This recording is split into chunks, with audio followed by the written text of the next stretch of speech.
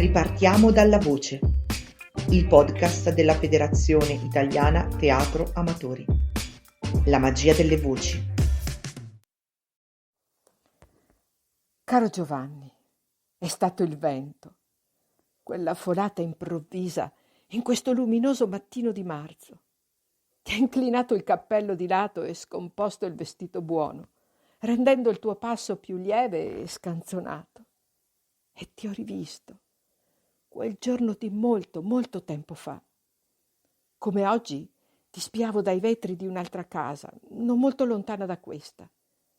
Io stavo al piano superiore, mentre mio padre ti aspettava in cucina. Era un giorno ventoso e azzurro e ti ho visto venire avanti, con il cappello inclinato di lato e le falde della giacca al vento. Oh, non te ne curavi affatto, sembravi a tuo agio, lo sguardo fisso in avanti con determinazione. Poi sei giunto davanti alla nostra porta e sei sparito al mio sguardo. È stato quel giorno che mi hai chiesta in moglie. E da allora amo i giorni di vento, perché un giorno di vento ti ha portato a me.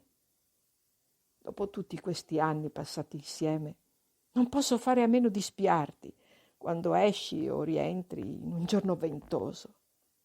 L'emozione è la stessa, il cuore mi batte in petto come dopo una lunga corsa e gli occhi non possono staccarsi da te.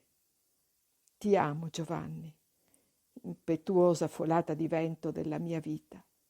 E oggi, per i tuoi 80 anni, volevo dirtelo. La tua Anna.